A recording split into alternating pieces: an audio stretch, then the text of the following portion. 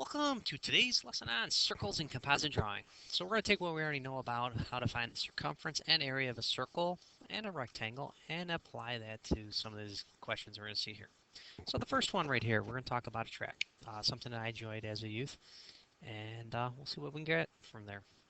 We have a field right here that is shaped like a track. Typically, the older ones used to be in yards, about 110 yards. This one's going to be about 100 meters, and it's approximately 64 meters right here.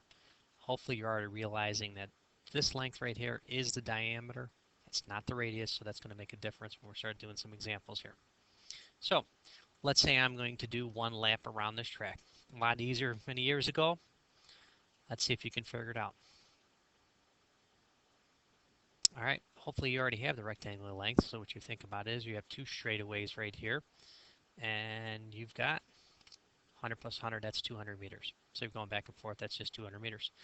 But how much around here? Sometimes the textbooks will show you two half circles. Well, two half circles make one circle. So right away I just think of diameter times pi. And what is our diameter? 64. So I'm going to take 64 times 3.14,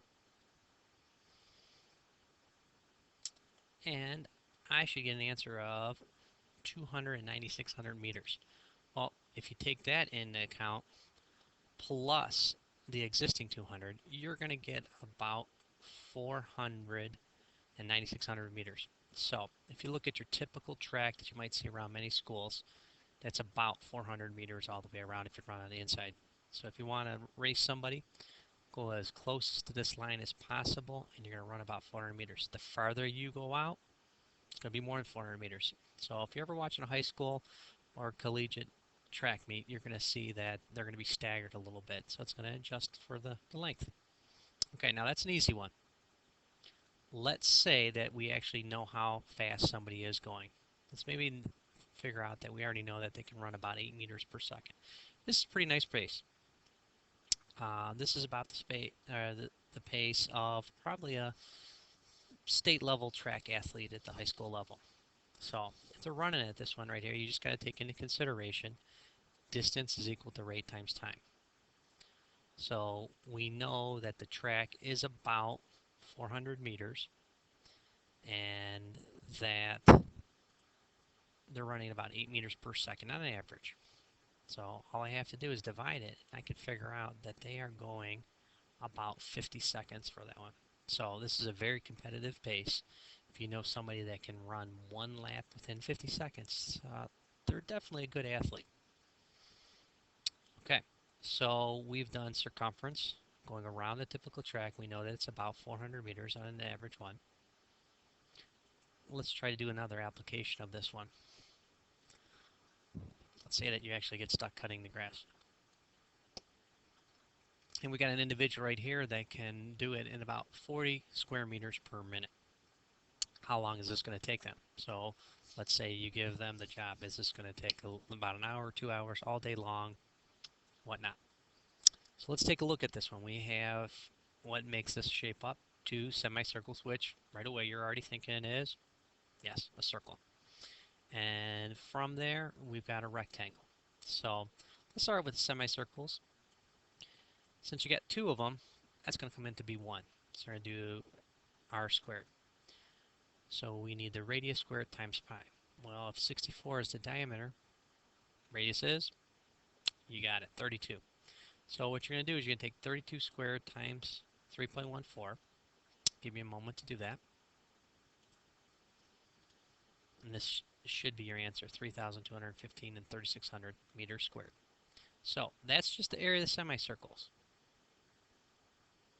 Let's talk the area of the rectangle. That's the easy one. We've got 100 for the length and 64 for the width. So length times width, I always like to show my work. Show the numbers that I used. And this one you should get 6,400 meters squared. What do I do with these two numbers?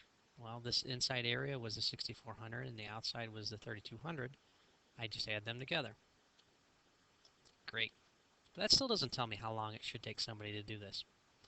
So to think about this one is you take your total area and you divide it by the rate.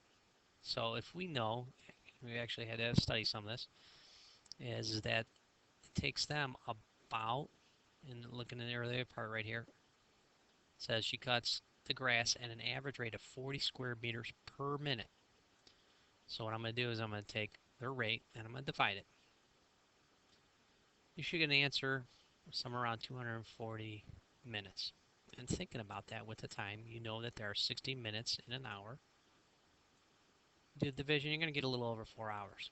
So if you had somebody to do this job, and you know that you could do it at this rate, or your previous gardener could do it at this rate, they should be done within about 4 hours. Okay. Hopefully this brief video was helpful in you finding the area of like composite shapes, and also finding the circumference of some of these shapes. So you can think of a lot of different applications where you are going to see semicircles in there, and track, basketball, those are some real common areas. Thank you for your time, and I hope you enjoyed it.